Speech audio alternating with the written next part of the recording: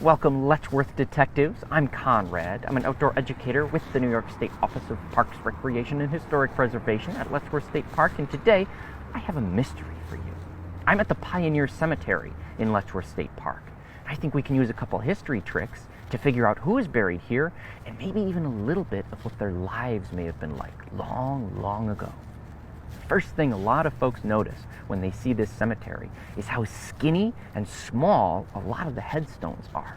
Modern day headstones come in all different shapes and sizes, but old headstones like these tend to be really skinny and sometimes pretty narrow too. Looking more closely at those headstones, you see not only the names of a lot of the people who were buried here, but also the dates that they passed away.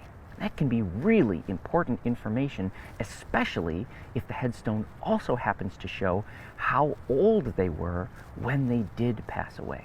And a history trick you can use is to subtract the person's age from the date that they passed away.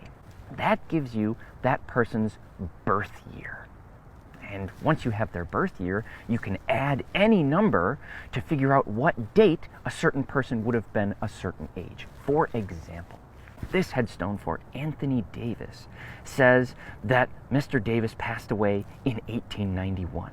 It also says that Mr. Davis was 77 years old when he passed away.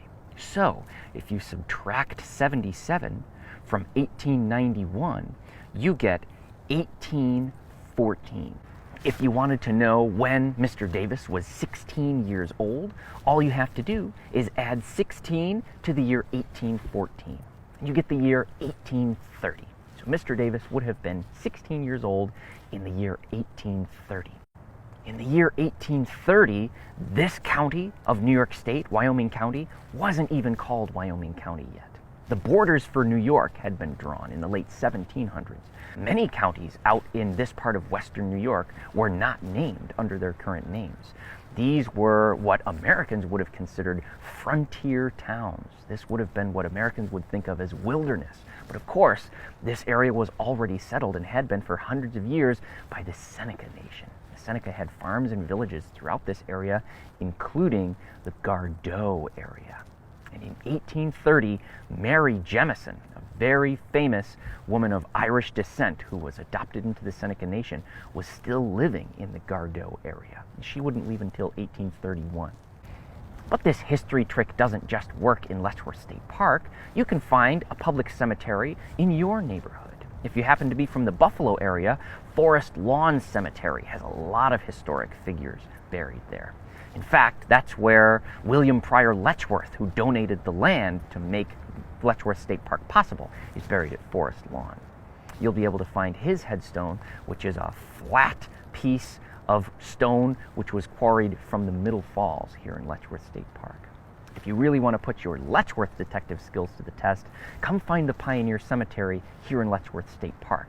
Look for Trout Pond Road. If you're on the main park road, turn onto Trout Pond Road and watch over to your left. There will be a historic sign with some fragments of details from historic records of some of the folks who are buried here.